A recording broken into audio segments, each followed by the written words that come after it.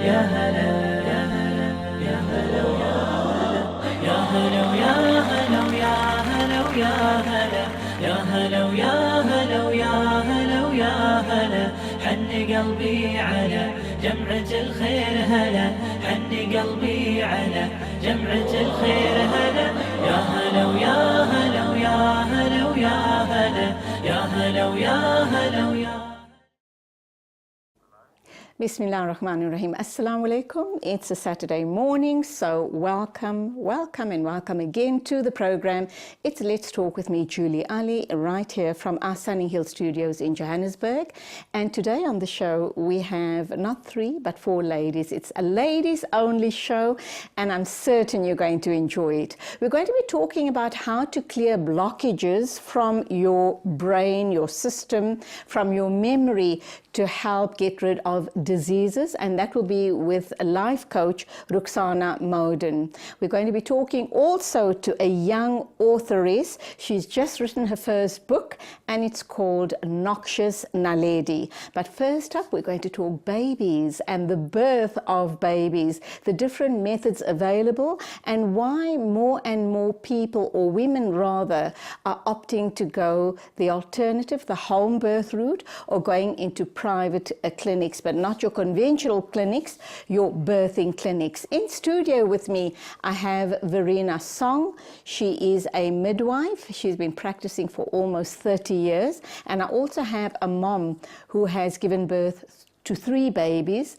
not together, not simultaneously. They're different ages, but she's going to talk about her birthing experience with us. Her name is Tambu. So welcome to the show, and I do hope you're going to keep us company throughout the morning. Morning, ladies. Welcome to the show. Good morning. Thank you for having us. Lovely to have you here. We're talking a woman's favorite subject, isn't it? Babies, birthing. Absolutely. And of course, when you are responsible for helping bring a new life into the world, it must be awesome, Verena. It is. It's actually an honor and a blessing, because you don't see this, like, not everybody sees births the way we do. It's a miracle, isn't it? It is a miracle to see that a human can grow a human. And as a baby emerges through the birth canal, the support that you give the mother, that expression on her face when that baby is in her arms, it's priceless. I should imagine. You have this connection with the mother. Obviously, there are a whole host of visits prior to the actual birth. So you form this bond with the mother, and undoubtedly when baby is born, there's a bonding that happens there as well. How does it make you feel when you've got to say goodbye to them? We don't say goodbye. I need catch-up photos. Okay, so you still keep contact? A lot of the moms I do keep contact with, and sometimes you forget the birthdays and sometimes you don't. And sometimes you get invited to the birthday parties and then you can't come, and I'm still sitting with a present in the center for a birth that happened, her birthday from last year. So sometimes you lose track, but there's always special births that will always come back and remind you, especially if you see something similar. And I can write a book on all the special births. And you must do. We look forward to that. So, Verena, you are a practicing midwife for some 30 years. No, not quite 30 years. In private practice, 7 years, but I've been qualified for 30. So I've been in like the private sector hospitals for forever and a day. Yeah. What made you choose this as a profession? I always say that nurses and teachers are very special people because they touch our lives in a very special way. As you've just indicated, you help bring a life, a new life into the world. And the right teachers mold our children for the rest of their lives. So you guys are very special people, but we tend to take you for granted. Why did you decide that this was your calling? I don't know. It just happened. Seriously, as a young girl, I always wanted to be a nurse. But and then after qualifying, I didn't quite go straight into midwifery. And a year later, I decided, no, I need to go and do this. and it's just No looking back. no looking back. In my mom's time and in my granny's time, home births were the way to go. And then my generation came along and it was the trendy thing to have hospital births. And now we seem to be going full circle where we are seeing more and more home births and also birthing centres. Talk to us about birthing centres and why you decided to offer this as a service. My sister-in-law actually started the birthing centre, and because she was so passionate about birthing and giving mothers different options, but unfortunately she had to leave the whole environment to make her children her priority, and I sort of fell into it. Okay. To take over the management of the birth centre. And we've actually just doing so much better than when it was just started. Although finances, it is still a private service, and a lot of moms still can't afford even birthing with a midwife. Birthing in a hospital is more expensive than birthing obviously at the government institution or birthing at the birth centre, and then the home birth is cheaper as well. So finances in most cases is what's the determining factor when people decide where they're going to birth. Are you suggesting that the birthing centres are more expensive, or are you not linked to medical aid? It's cheaper than a private hospital. Right. But because if you birth at home, you don't have a facility fee to pay. Right. So the home birth is then the cheaper option.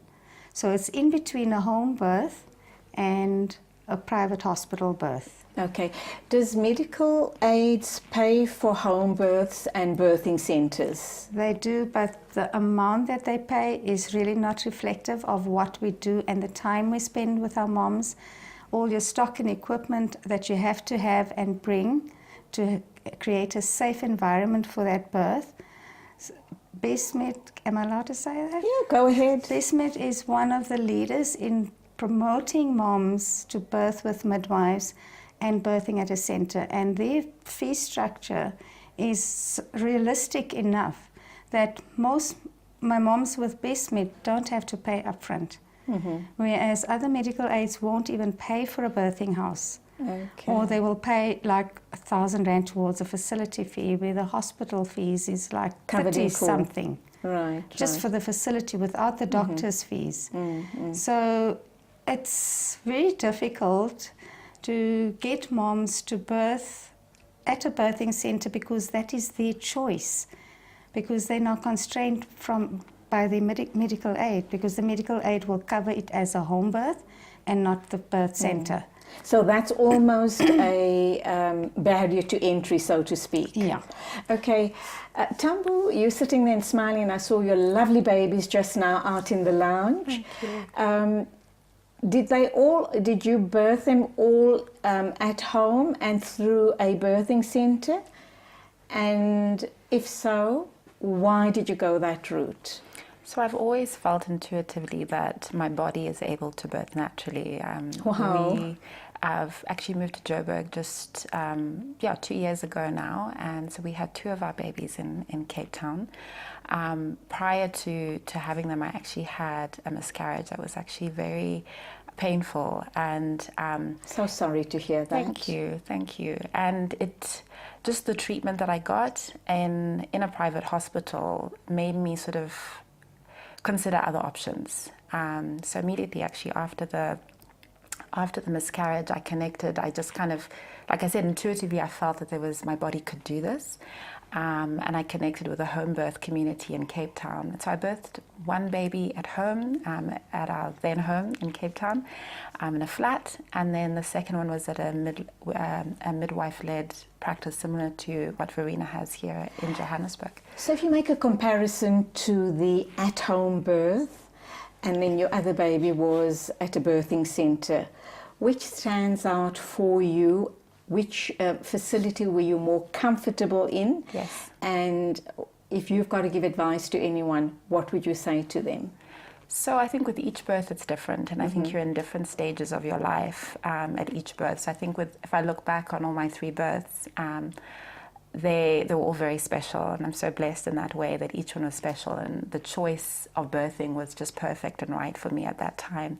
The last birth that I had here in Johannesburg at the TLC Centre was I mean, when we went and we saw the facilities, it was just very welcoming, very much like a hotel rather than a hospital. A boutique hotel, yes, is that right? Exactly, because I wasn't looking for anything clinical. I think Right. when women birth, it's a very intimate and very vulnerable space as much as it is empowering, and you actually don't want bright lights.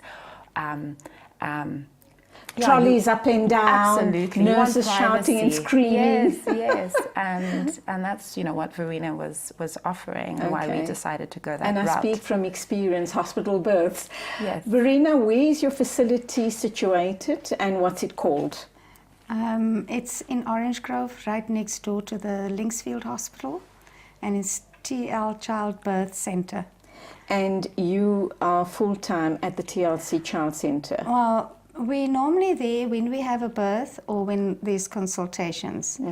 So we're not there every single day. Sure. Because there's days when you need to go do postnatal visits. We do home visits after birth at the mom's homes.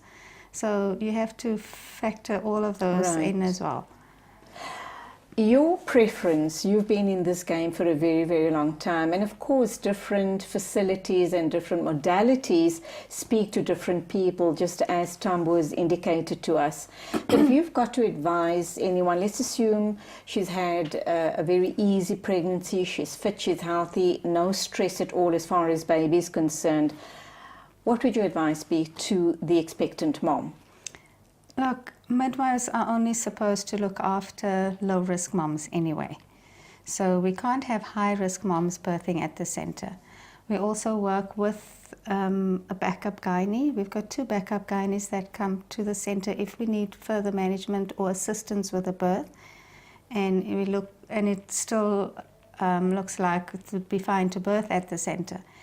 If we assess and see we might have to transfer for a Caesar, it depends on the mother's backup plan. Everybody has to have a backup plan, whether you birth in a hospital or at home or at a birth centre. Your backup plan is, if everything doesn't go according to what you had envisioned for your birth, where will we go? So our moms that's not on medical aid, I let them go to the government clinics for some of their antenatal visits, and then the others I see them at the centre. And so if we need to transfer, then we transfer to the public hospital.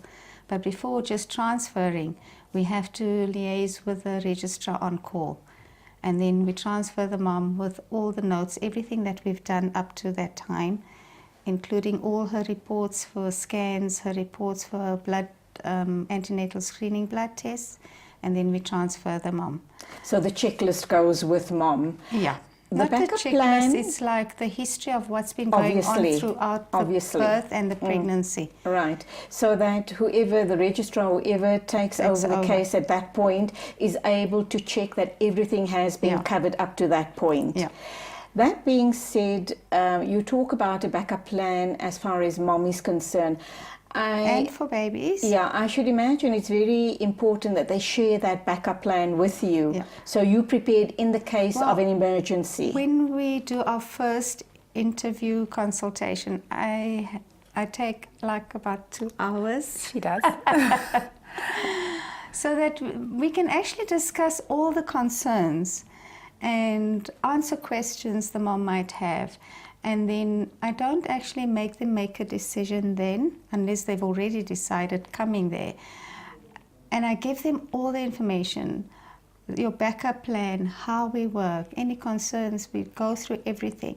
And then they go back home. And then, because it's intimidating if they have to decide there and then. So I let them go home, decide, talk among each other, partner to partner, husband to wife, and they decide what they want to do.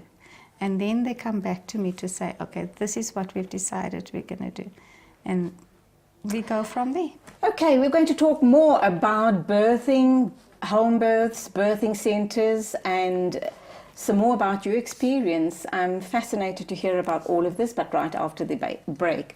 We're talking birthing centres, we're talking to a midwife. We're going to also ask her what is the difference between a doula and a midwife, and when is it necessary to have them both on call if and when you've decided that you're going to go this route. Don't go away, we'll be back in a minute or two.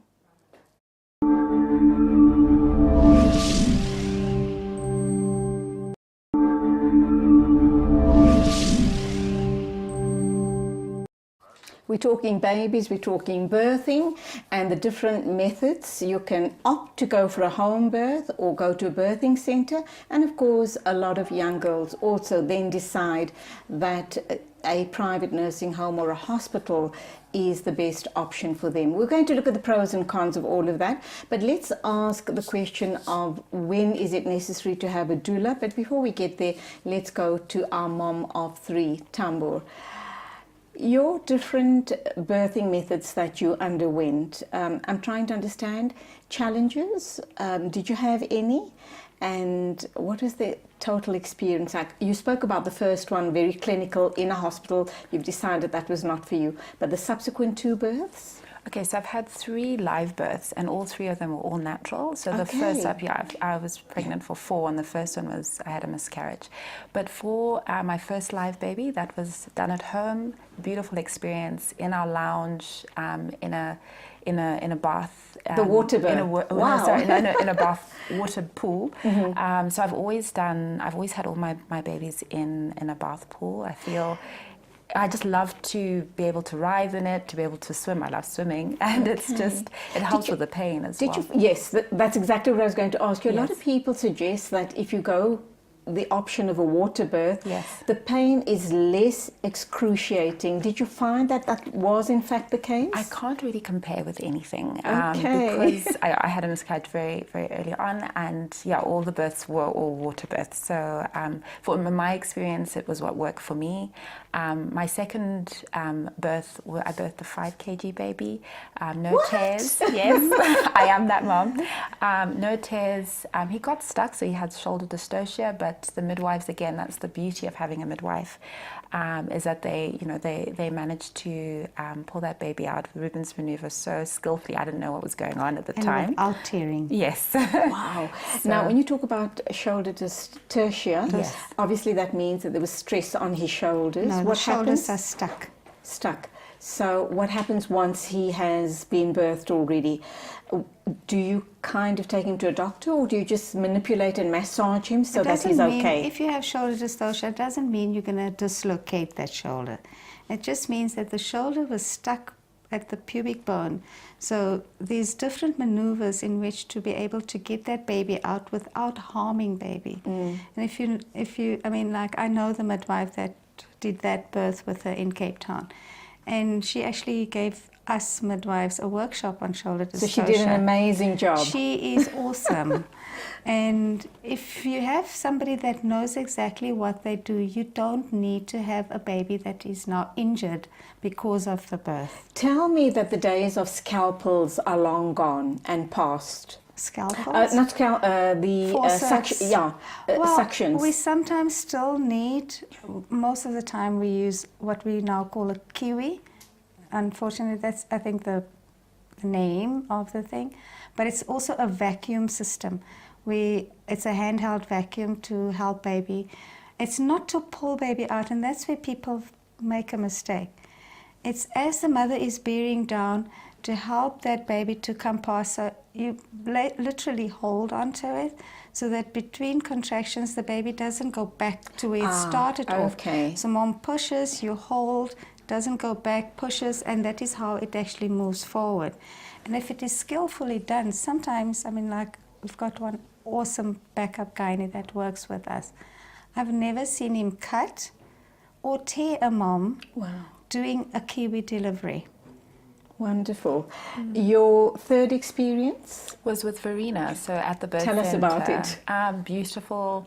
yeah, beautiful experience. I think everything went as planned. At the beginning, I arrived, smiley faces. So Verena was with a backup, her support midwife rather, Hazel, and we just did the standard checks initially. I wanted a family-centric birth, so we had our 2 kids with us as well, who were in another room. Were they not a bit intimidated, No, daunted by the experience? They were in another room. Yeah, could they look through the window? No, they couldn't. No. Okay. So when I say family-centric, we wanted them to welcome the baby just about a few minutes after she was birthed. So we didn't, literally they were there watching a movie.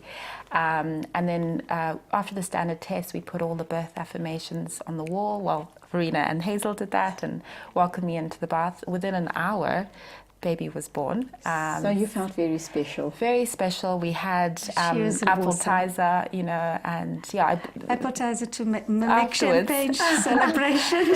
But I did bleed quite excessively afterwards. So that was the exception of all my births. Are all your births at the birthing centre water births, or does the mom have an option? The other option is just a normal birth, a normal delivery on the bed. Okay, it's the mother's option. I try to teach my moms to listen to their bodies, what their bodies tell them. Lying on the bed is the most uncomfortable position to birth in. You're working against gravity. Those positions were designed by doctors to make them comfortable, but it's not their birth. A mother must birth in the position she feels comfortable in, whether she's standing, crouching, clutching on something, squatting, lying on her side. It is her birth. And by listening to your body, it's as if the mother can actually envision that I need to make more space on this side of my hip, so she will twist her body in a position that will actually assist that baby if it is maybe a tight fit on that. And she does it subconsciously. Absolutely. Naturally. Because there's nobody telling her what she must do. She is listening to what her body is telling her to do. So it's the mother's choice where they want to birth.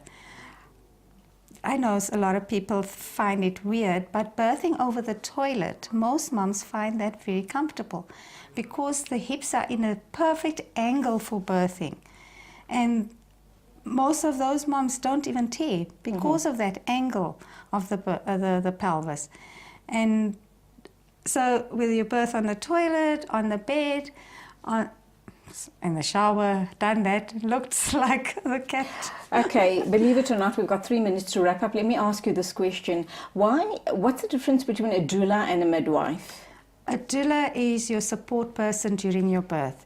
It's your caregiver, the person that's going to support you mentally, also physically through massages. Some even do reflexology on the moms while they're in labor to help them centralize, stay focused and relaxed, so that the body can be as supple as possible for the birth experience. The more tense the mother is, the prolonged the labor is, because you're tensing up. So that person is to mentally help mom to stay focused and birth a baby calmly. But it's not necessary to have a doula if you can't afford it, for example. It's a choice. And then the midwife is the medical person in the room.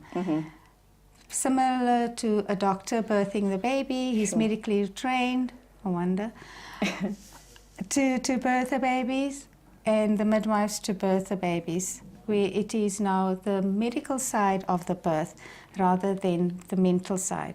But most midwives actually do both.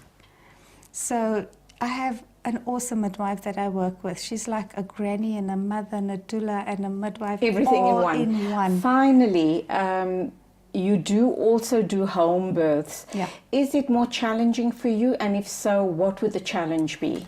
It's actually beautiful to have a home birth. Home births allow the mothers to actually fully trust their bodies. They listen more to what their body tells them and work with it, and they have a better birth. A mom, so because she relies on plan A. A woman going into a hospital, they did beautifully at home. labored beautifully, progressed well. They get into hospital now, they start relying on plan B, medical interventions. They stop trusting their bodies. And that is why I find home births is actually, I don't know where's my voice going. I'm so glad this is. Okay, so home births for me is actually the best way of birthing, because even though I bring all the drugs and stuff, I can't remember when last I used any of it. Because painkillers, I presume. Painkillers, yeah. Okay, to wrap up, final word from you, Tambu? Your body is birth to birth naturally, and you're like more than capable. And if you have the opportunity, I would say try do your research on different birthing options. Birth is supposed to be an empowering experience. Trust yourself, trust your body. Finally, from you, final word. Okay, my final word is, moms, society has changed so much that people stop trusting their bodies, trusting their babies, trusting their instincts. And they only see a gynae or an obstetrician as an option. The minute as the only option, obviously. As, like, you know, when they fall pregnant, they go to a gynae. You're not sick. You're not sick. A gynae is trained to look after female diseases. And when there's nothing to fix, that's when the interventions start. Okay, finally and very, very quickly. If you decide, no, we don't have time. If you finally decide to go the home birth route, do you need to sign up with the midwife the moment you know that you're pregnant? It's preferable so that the mom decides, like, so that you can monitor her throughout. And we do all the necessary tests that we need, like your antenatal screening bloods, send the mom for her scans, and work with her to see what is the better option for her. Okay, and I do apologize for cutting off, but that's all we have time for. Absolutely. Thank you indeed for being with us on the show. Thank you. There you have it. I'm really sorry. I know Verena had so much more to say to me, but we really don't have the time. They were here talking natural home births and opting to go to a birthing centre. Perhaps we can get them in another time. Still to come, we're going to be talking Noxious Naledi, the book written by Tracy Lee Eastorp.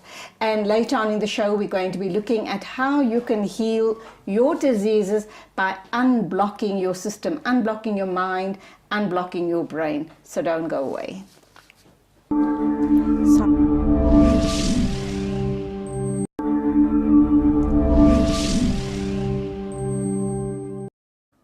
Welcome back, and I'm so excited about this part of the interview because we're going to be talking to a young, upcoming South African author. She is an accountant by profession, and my word, an accountant and now a children's book writer. This is the book we're talking about. It's called Obnoxious Naledi and the Poppy Smick Fairy. Let's hear why she wrote this book, who's the target audience, and what we can hope to get out of the book when we read it to our little ones, or perhaps if we have children who are able to read already, what sort of an adventure they're going to undergo. Tracy Lee, good morning, welcome to the program. Good morning, thank you for having me. Lovely to have you here. You're pretty young to have written a book already, aren't you? I'm 36 years old. Oh my word, you look way younger than that. Obnoxious Naledi, I mean, you're an accountant by profession, you're in the corporate world, and here you sit with this book, Obnoxious Naledi and the Poppy Smick Fairy. Yes. What drove you to write this book? So when I was little, from about 6 years old, I wanted to be an author. I loved reading. I actually wanted to be an author and a teacher. That's what I wanted to do.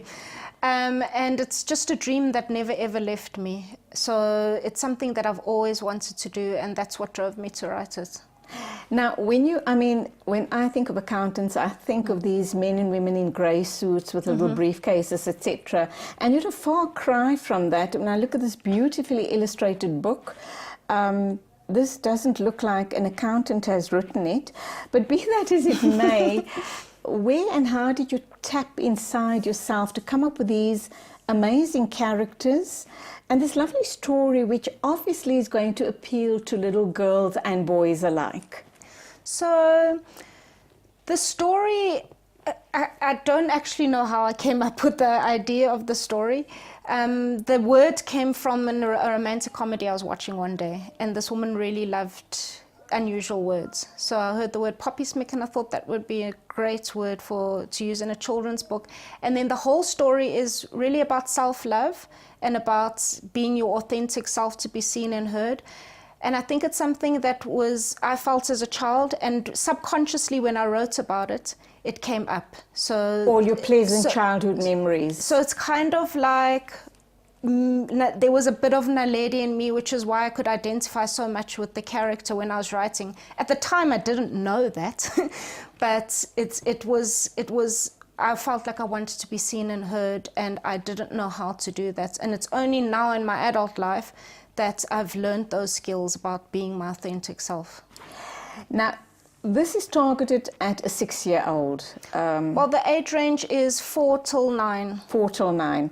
And I look at this big word, obnoxious, Naledi, and another big and unusual word that I've come across, first time for me, I might add, is poppy smick. And it's an actual word. Yes. What does that mean, and how do you, let's assume your 6-year-old comes up to you and asks you, what does obnoxious mean and what does poppy smick mean? How do you break it down for them? So I would tell them obnoxious means rude and annoying, and poppy smick is the sound you make when you smack your lips together. And both those, so that's a poppy smick. And both those words are fully explained in the book. And I wrote, I feel that children should be exposed to vocabulary. We learn words and speech through listening and context and reading and that kind of thing. That's how we learn language. And I don't know why we dumb our children down.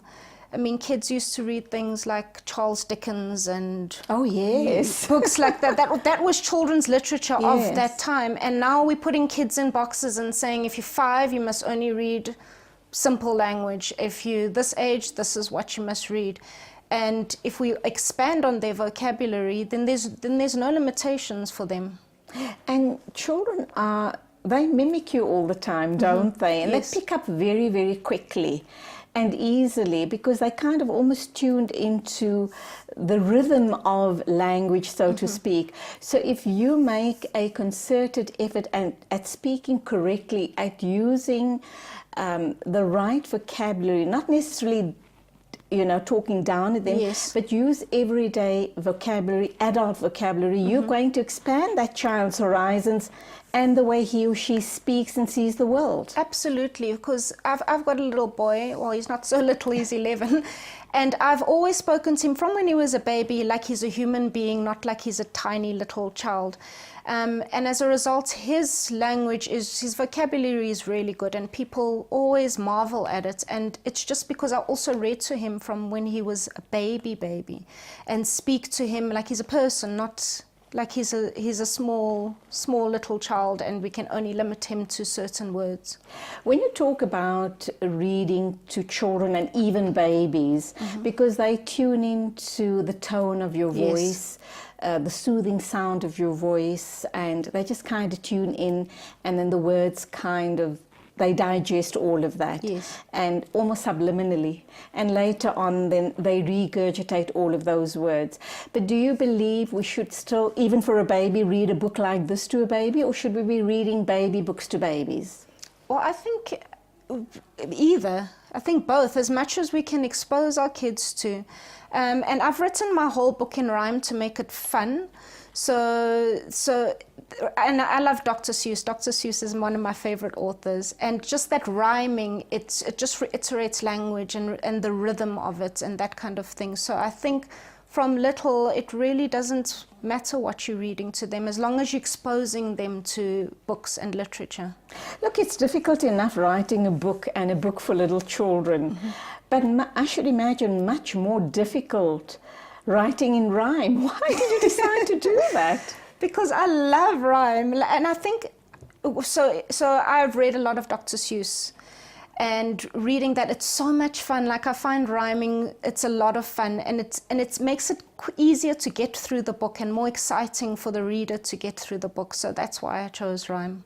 All right, the other all-important question, obviously, is that Naledi is an African little girl. Yes. She's, how old is she? 6? 6, yes. Okay, and then she also has a fairy godmother who is very untraditional looking in terms of what we were exposed to as children.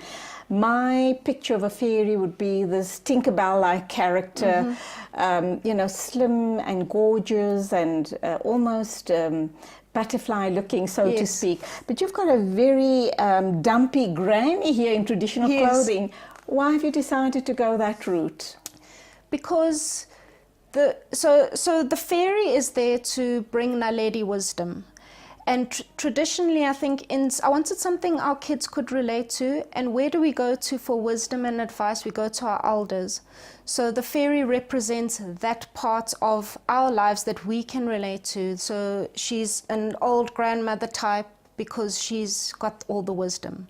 So that's why deliberately the fairy wasn't made into what we think fairies, like you're saying, the Tinkerbell and that kind of thing. Yes. Because she refers to Naledi as my child and little one, because we wanted to reiterate that whole thing that we do, and we go when we need something, when we need to know something, we go to our elders. And when you're old and you need a fairy or you need wisdom, that Tinkerbell is not going to magically appear and make the bad things go away.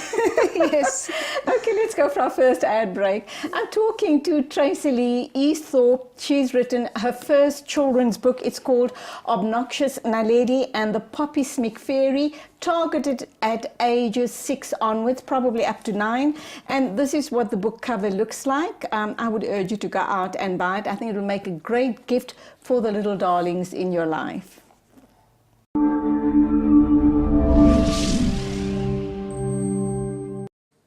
Obnoxious Naledi is the title of the book. Tracy Lee is the author. She's sitting in studio talking about her life's passion, and that is to write. Why did you choose an African child to be the central character in the book? Well, in fact, even the fairy is an African gogo, so to speak. Yes. Do you believe this will hold kind of wide appeal for a South African literary audience? Yes, I do think so, because we don't have a lot of books that represent children that look like us. Okay.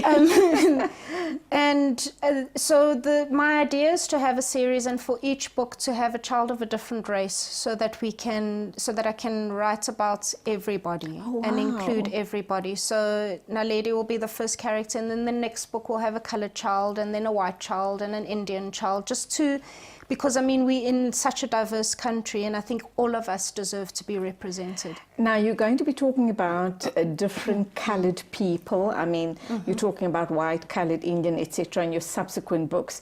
Is that suggesting then that everything around Naledi is about the African culture? And if so, I think that's a brilliant learning curve for all of us.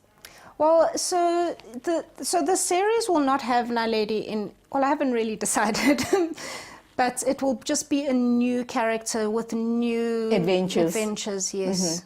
But with this first book, do you talk a little bit about Naledi's background as an African child? Do you bring in a bit of culture, or is it just about her being an obnoxious child? Well, can I read something for you in Please. here, and this will answer your question. Just find the right page. So the fairy, when she sits down with Naledi and teaches her lesson, she says to Naledi, you have such a beautiful name, little one. Naledi means star, which is also a sun. Did you know that the sun in our sky is a star? It's the closest to Earth, while the others are far. So that's about Naledi embracing her name and embracing what it means and using the meaning in her life. In her own culture as well. Yes, and within her life, and letting that light, because Naledi is a star, and that's her namesake, so she should let that light shine out. At the end of the book, do you believe that a lesson was learned by Naledi, and is that going to translate to the reader? What's the reader going to be feeling and asking him or herself? Yes, there's definitely a lesson. The lesson is about self-love and being your authentic self to be seen and heard. And so there was a friend of mine who's read it to her partner's child. And so this is how I know that the children are getting the lesson. And she was being particularly obnoxious. And she took her aside and said, "Do you remember what Naledi did?" And she said, "Oh, I forgot. That's what I'm supposed to do." And she immediately calmed down. So yes, there is a lesson in the whole story, and the lesson is being translated to kids, and they are understanding it, which is beautiful. The type of lessons that the fairy, obviously the Poppy Smick fairy, gives to Naledi, how does she appear to Naledi? Is it her real granny or is it a fairy? So it's a fairy. Okay. And she appears to Naledi through a magical word, which is zamazing, which sounds like amazing. So that's why that's the word. And so I've made the book very interactive. So while you're reading, the reader is asked to say the magical word, and then the fairy appears. How long did it take you to write the book? So I started writing this book about 6 years ago. I was in a particularly dark space in my life at the time, so I didn't really finish it. I started with the beginning and the end, and I didn't have a middle for 5 years. And then I finished it last year. Obviously, when we are involved in a work of art like this, writing a book or on some project or the other, we need a sounding board. Who or what was your sounding board? So the illustrator, Marcus Moshabalo, we have a very close relationship, and we had decided to write the book together while I write it and he illustrated. So it was mostly with him. He would be my sounding board in the process of writing, and asking him, "What do you think about this? What do you think about that?" And friends around me, I would read to friends around me and ask what their opinion is on it. 6 years in the making, undoubtedly there were challenges in writing the book. What were the biggest challenges? So when the book was finished, the publishing part of it, because sending it through to publishers was difficult, and there's not a lot of publishers available. And some don't want children's books. Some children's book publishers don't want books in rhyme, so that completely eliminates me. So that was a huge challenge for me, self-publishing and how to go about it. So I had to learn all these things. And even though you self-publish, it's quite daunting. I mean, you're putting the money up front, but you need to have the right people to do the publishing, the advertising, everything else that goes into it. It's a huge undertaking. Didn't you at some point feel this is never going to happen? I think before I'd finished writing it, I thought this is never going to happen. It's just going to be a dream. But what actually happened was so beautiful. And I think it's when the universe, there's a word called pronoia, which means the distinct feeling that the universe is conspiring in your favor. And that's what happened to me when I'd finished writing my book. I came across somebody who knew somebody who just self-published, so he put me in contact with her. So I contacted the lady that helped her, and she helped me. And then a friend of mine she's co-owner of a company called Ethnic Kids, and Ethnic Kids is a platform where they sell online children's books, and it's all by South African authors. So I kind of already had a distribution network there, and everything just kind of fell into place, and I prayed really hard, and like it just happened. It was just beautiful. Brilliant. How are the book sales going? So I've only launched at the end of November last year. So it's been 3 months, and I've sold about 300 books, which is really, really great. So the book sales are going, they were slow in the beginning, but they're really, really picking up. Lessons learned from writing this book, and I know that you took a huge undertaking by writing in rhyme, and that is really very difficult. Are you going to use the same format going forward with your, the entire series? Yes, I'd like to. I want to write all the books in rhyme. I just love rhyme. I think it's really fun, and children love rhyme. Let's assume you get the series done, so there's 4 more books in the pipeline covering the Rainbow Nation. What next? Have you thought about perhaps adult books, or are you just focused on children's book? Is that little girl in you crying out, wanting to tell all these stories to the world? I love writing for children because children, their minds are so open, and they're open to so many ideas, and you can have so many adventures. So I haven't really thought about writing an adult book. Maybe somewhere along the line.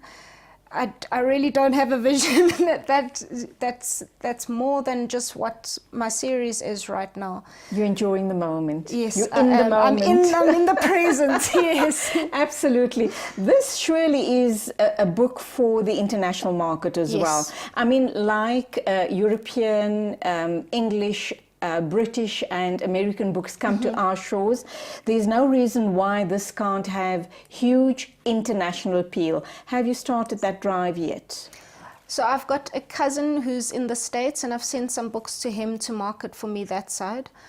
That's really as far as I've gone with that. But there are international awards that I'd like to enter my book into, to give it a bit of global exposure, because it is a global story at the end of the day. Absolutely. The process to enter those international competitions, as far as your book is concerned, is it very laborious? Not really, but it can be a little bit costly, because on some of the awards you have to register as a member in that organization, as a writer member or an illustrator member, and then you have to send your books over to the States, and there aren't really many that are for everybody. There's actually very few that I can enter in, and in South Africa even. But you know, abroad there's so many awards that they give to authors, and they want you to have written the book in their country. So that's a little bit of a challenge. Well, good luck. We're going to be watching this space. My final question to you. As we are living in the digital age, we know that all the social media platforms, people are blogging, and even with children's stories, etc.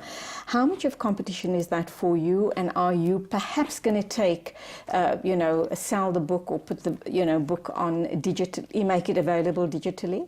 Yes, well, I'm in the process of looking at doing an ebook on Amazon with the lady who helped me self-publish, and so I use social media a lot to advertise my book. I'm on Facebook, it's at Made You Look Books, and Instagram as well, also at Made You Look Books.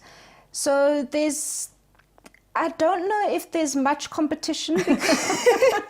We hope not. There are a lot of authors who are really, really good, but I just put it out there as this is my work. Yes, this is my work of art. This is what I'm giving to the world. Embrace it or not. Yes, exactly. Finally, going forward, I know there's a series in the pipeline, but right now, how do you see everything panning out for you?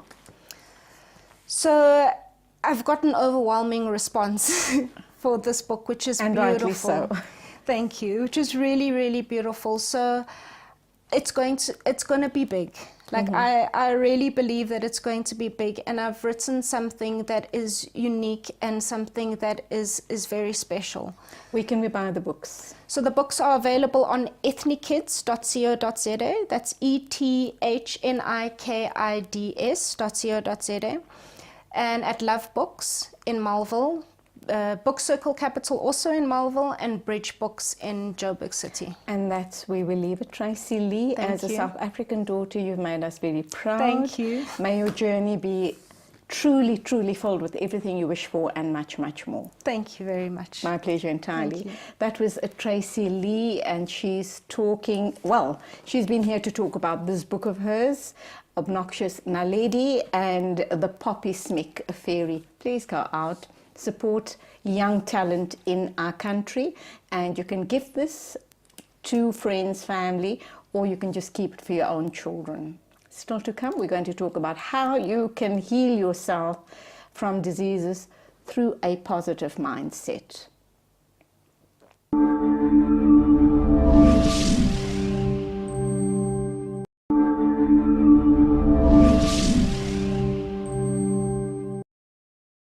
The fourth and the last woman on the show this morning, I did tell you that it's an all-woman show. Another dynamic woman, her name is Ruxana Moden. She's here to talk to us about how to let go of blockages and overcome diseases in your life, all sorts of dis-ease in your life. She's a master NLP coach, but that's not what we're talking about today. We're going to be talking about how to unblock, how to take back your power, how to be true to yourself, and how to heal yourself. Assalamu alaikum, welcome to the program. Walaikum salam. Jazakallah for having me on your program, Julie. I truly love being here. Thank you for coming the second time around. Lovely to have you on air. Now, I introduced you as a master NLP coach, but I also know that you work, you've got a program which is called Negative Emotional Therapy and a whole host more. Tell us a little more about what you do.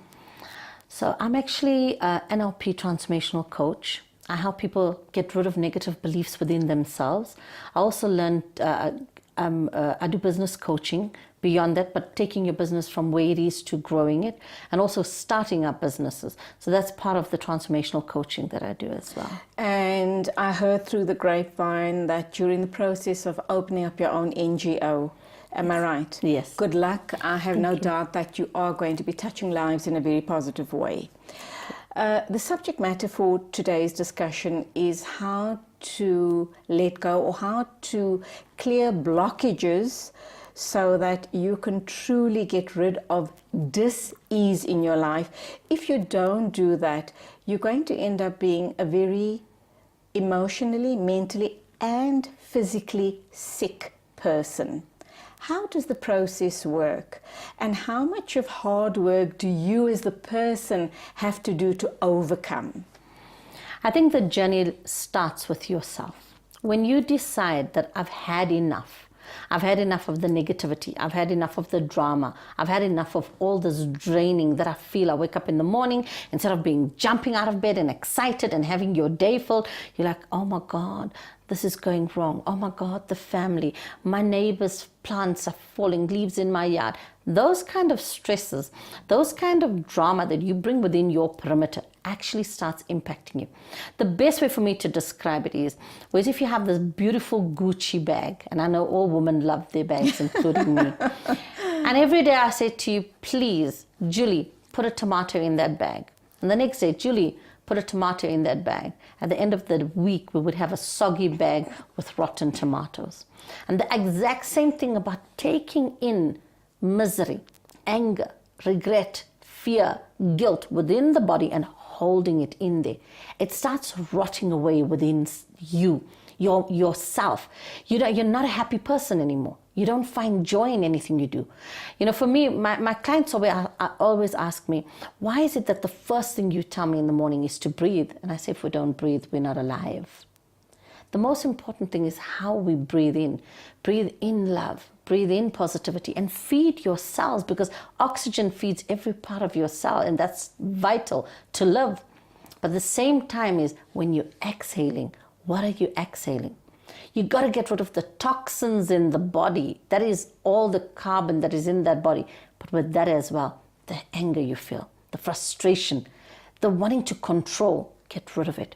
So when you breathe in love in the morning and you just exhale anger. I don't like my neighbor. Exhale it. I'm not happy with my mom-in-law. Exhale it. You're actually unpacking that Gucci bag of yours. And you don't have the dis-ease of it packing within yourself.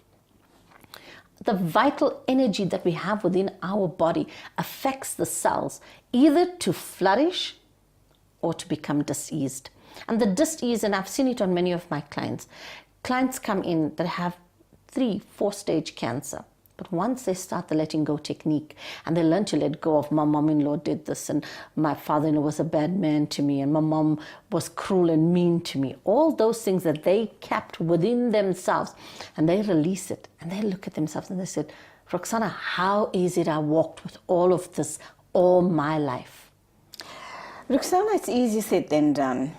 So here I'm thinking I'm sitting with a lot of stuff, a lot of baggage, and it might at some stage catch up with me, and I might end up being a very sick person, physically sick, physically ill, because of all the toxins, the toxic thoughts that I keep putting into my system, into my head, into my system. Easier said than done. What is the process that we start letting go? And I also know that for the majority of us, we can't do it alone. We need a professional like yourself to take us on this journey, to hold our hands through this journey. How does the process work, and how long is it going to take when we reach a point of healing? So right now, Julie, I do workshops, and it's actually for letting go. And it's about a woman coming at 8 in the morning, they finish at 4. But through that process, we go through relationships. My dad relationship, my mom relationship, my kids relationship, my husband's relationship, my work colleagues.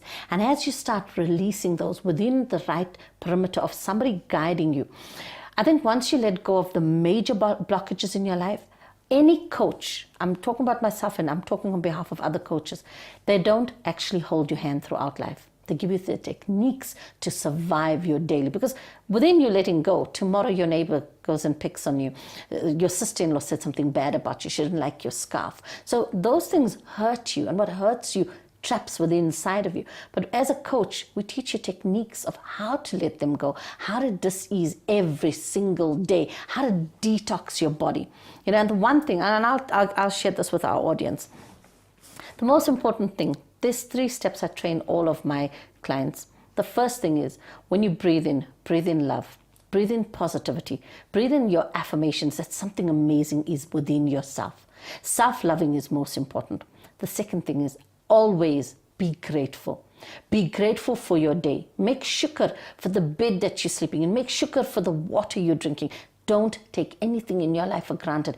Once you start the process of being grateful for everything in your life, you actually fall in love with your life. You fall in love with who you are. There's so many women out there today that come to me and they say, I'm miserable. And I'm like, did you have a good sleep? Yes. Do you have blankets? Yes. Do you have clothes? 1 or 2 outfits? No, I have a room full of clothing. Did you eat something? I have a fridge and a freezer full of food. So why are you unhappy? It's because you find things that you want to control. The minute you realize you're in control of nobody but yourself, you will find life to be more happier, more joyful, because I can control me. That sounds very easy. It sounds very doable. But let's assume you wake up and you breathe in this love, the affirmations, the gratitude. In fact, my sister-in-law told me recently, you've got to embrace an attitude of gratitude for all the goodness to come into your life. But you still have issues. You know, life happens. Yes. You know, you have issues in your life. You have an unpleasant person in your circle. You have a horrible boss. Absolutely. You have a nasty neighbor, as you're saying. You can't get rid of them. There's no ways you can get out of their space. Yes. We are meant to detox, but you can't fire your boss. He can fire you. You know, that sort of situation. You can't move house. You're going to live, you know, with your neighbor for the rest of your life, supposedly. Absolutely. How do you turn that situation around? I know it's about you changing your attitude, but sometimes people are so disagreeable. You can be in the best frame of mind, but they are so disagreeable that they reduce you to tears. So, Julie, again, I'm going to say it once more. This transformational journey is purely about yourself. Because if you love yourself, you understand who you are, you know your worth and your value. Somebody else's opinion, somebody that is mean and bullying and criticizing you, won't trigger you if those are not yet embedded and implanted within your cells. So from a little age, we get embedded with these kind of, I'm not worthy, I'm not valuable. From a little age, we begin being called, you stupid. Julie, don't touch. Stop that, Julie. Don't do that, Julie. So from a little age, we've been conditioned. And as we get older, it becomes more difficult. But as you set those free and you realize, I am worthy. I'm an amazing human being. Roxana's opinion is nothing to me unless it's of value that I'm going to grow as a person. But if I didn't like your scarf, so what? Did you like your scarf, Julie? You love it. You chose it. It's beautiful. It's got bling. It's an amazing, beautiful scarf. The matter that you should be concerned about is, do you like it? So what you're saying is don't fret over, don't sweat the small stuff. Absolutely. In certain instances, it is huge. You may have a partner who's possibly verbally abusive. You may have a partner who doesn't have conflict resolution skills. So when there's a little argument, he'll go, what could be resolved in 5 minutes will go on for an hour or two, and he'll be singing the same song over and over again. He'll get you into a corner, almost sociopathic behavior that will be played out in that scenario, till he reduces you to tears, have you in a corner. And once he's reduced you to that state, only then is he satisfied and he leaves. How do you overcome, I mean, without divorcing the guy, Yes. how do you overcome, how do you help him change that dynamic in that house? Can you actually engage in a reasonable, rational way with this person? Because everything that goes wrong in our lives is not, it's not about us, it's about other people creating the drama. They're close to us, and then that drama is what we take in, and we are miserable. Yes. So anything that is causing a misery, be it to a husband, be it to a wife, and where there's this clashing, where there's emotional abuse, emotional torture, where there's criticism and criticizing and wanting to control each other. And wives want to control their men, men want to control their women, and they actually want to make each other less of who they actually are. Because a wife would know her husband loves soccer. She knows when she met him, he loves soccer. And when they get married, she's like, no more soccer. I don't want to go to any matches. No more soccer. You cannot go training. And then he would start with something is, I don't want you to go to a gym. You can find, I'll buy you a bike at home. You exercise at home. So there we start limiting each other. And when these communications happen, where we're breaking each other down, it's because we've given up of who we truly are. We've given up our own identity. It's frustration of years and years of giving up a little bit, a little bit, a little bit, where it comes to that stage where we have no respect for each other anymore, where that's why divorces are happening. And there's a program I do, it's called Stepping Up, Stepping Out. Okay, let's hold that thought. Let's go for our first ad break. The amazing Ruxana Modens here talking about how to unblock your system of, well, obviously blockages, to rid yourself of diseases or dis-ease so that you can reclaim your life, and how to overcome bad situations with bad people in your life. Don't go away, we're going to talk some more on this subject.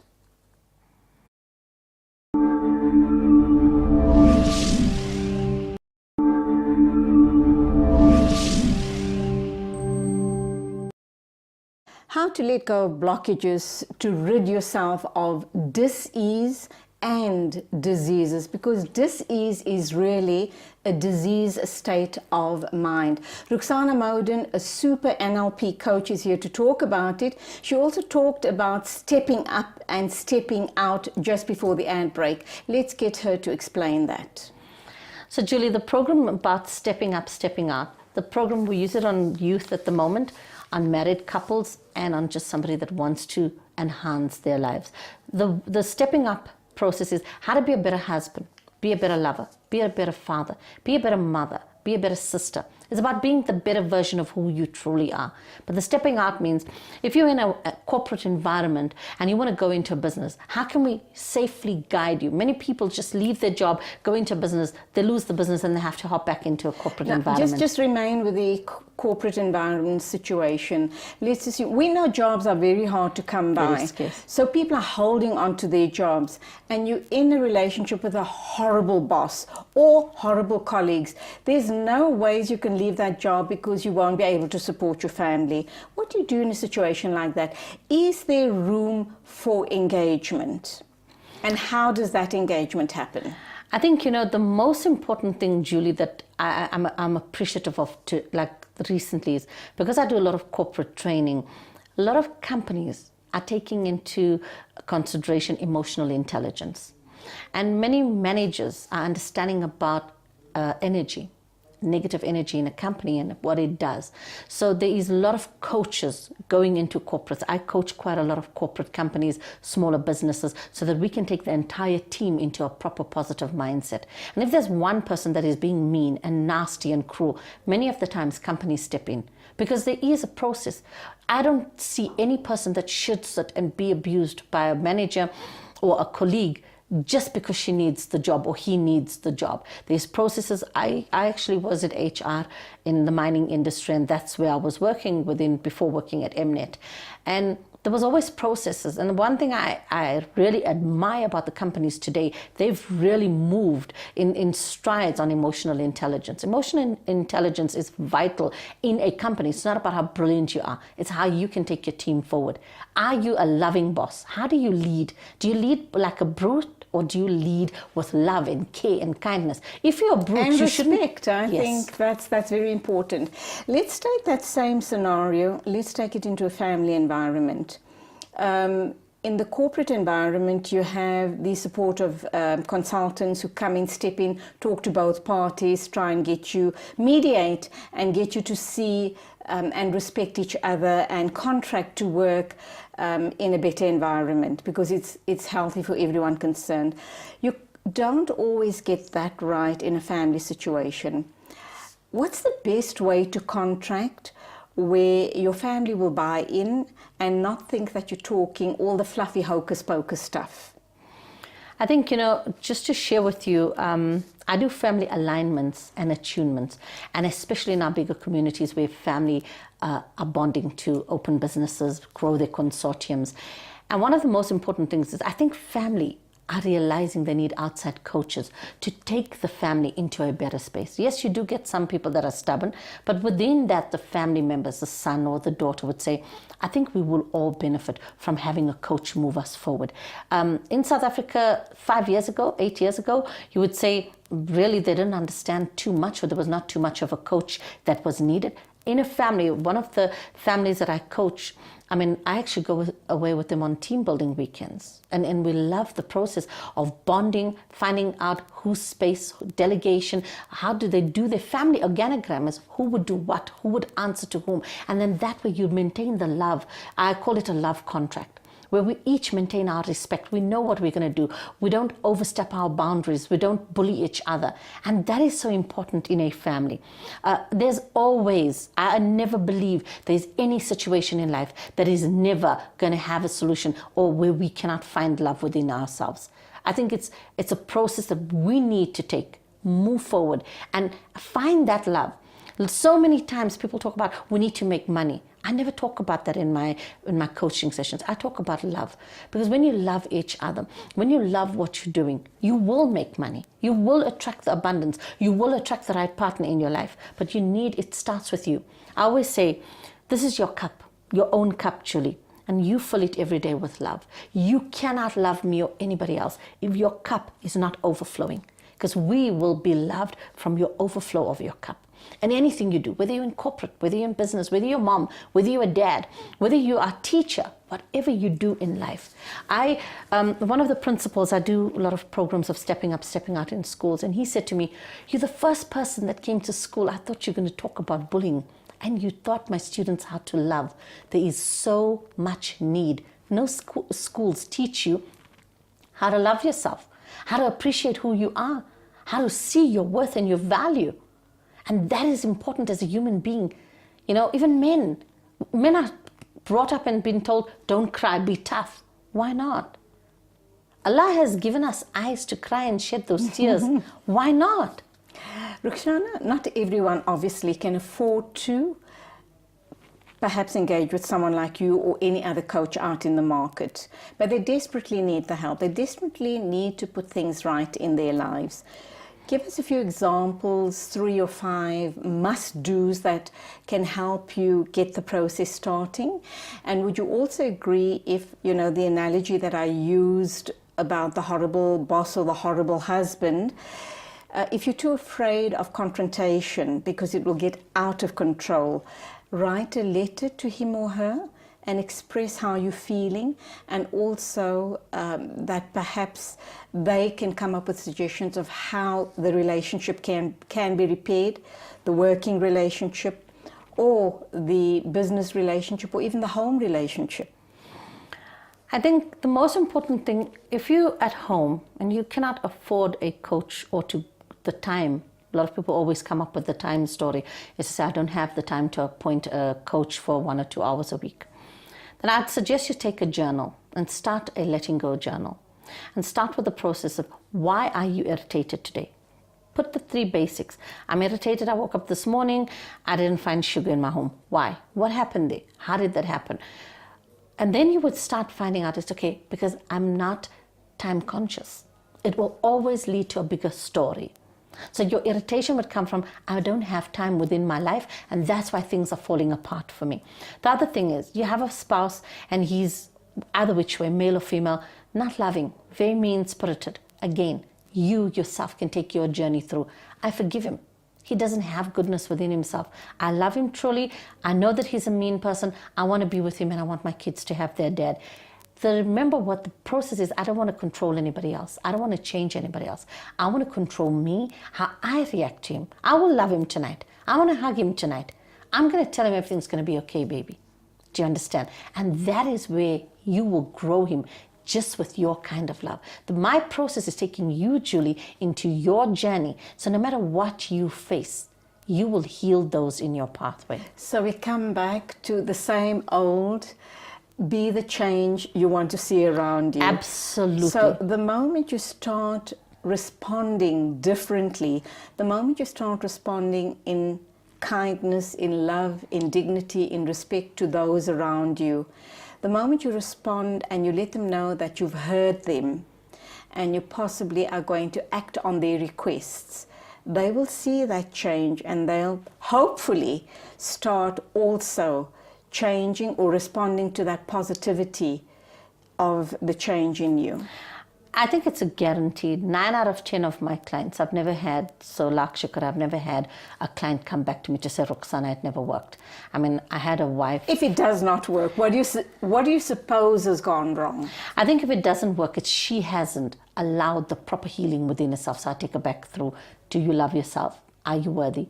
Do you value yourself? Because when you love yourself, you don't need the other person to acknowledge you. You don't need him to tell you you're beautiful. You don't need him to tell you, I love you, baby, because you told yourself that. So I think we become so needy and wanting and people-pleasing because we yearn validation from our partners. When you start validating who you are, when you start thanking Allah subhanahu wa ta'ala to say, you have given me an amazing face, you've given me lovely skin, you've given me a wonderful body. And when you thank Allah subhanahu wa ta'ala, and when your husband forgets about it, it's not a big issue. You know that, okay, he's got something else to do. Because it's not important. You're loving yourself already. You feel affirmed. You don't need other people to affirm you. Wrap up time, your closing thoughts to our beautiful audience. I think the one most important thing is practice 3 things. Wake up in the morning and look within your body, from your hands, your fingers, your eyes, the top of your head to your toes, and find something you love about yourself. We don't look at ourselves. I always tell my clients, do it in front of a mirror, look at your body and appreciate what you have. Second thing is find 10 things to be grateful for, from your bed to your cat, to your wife, to the rat, to the food you ate. Every single thing, find what you're grateful for. And the third thing is make your niyyah for the day. Set your intention for the day to say, Ya Allah, I'm going to go and do good today with my day. If this is my last day, I want everyone to remember that I touched their lives. I've made an impact in their lives. I can't change you, Julie, but I can change me. So that's what they should walk out with and say, you know what? This journey is truly only about me. I'm in love with who I am. I'm in love with the journey that I know I will touch and impact lives because this is my purpose, my mission on earth. And that's where we leave it. Thank you indeed for being with us. How do people get in touch with you? You can contact me on Facebook, Roxana Moden, ROOKSANA, Moden, MODAN, or through www.roxanamoden.com. Well, I have no doubt lots of people are going to get in touch with you. And that's where we leave it. And of course, the overriding message there is You are responsible for your own happiness. It's the choices you make. And don't let anyone tell you, you made me do it. Nobody made anybody do anything. It's the choices you make that determines the outcome of your day, of your life, of your responses, of your reaction. So please let that be uppermost on your mind. And that's where we leave it. Thank you indeed for your company today. Hope you've enjoyed all the amazing ladies on the show. And as always, don't forget to join me on Wednesday at the same time. A big thank you to the Let's Talk production team. Please take care on the roads. And as always, till next time, it is Assalamu alaikum and Khudafiz from me, Julie Alli.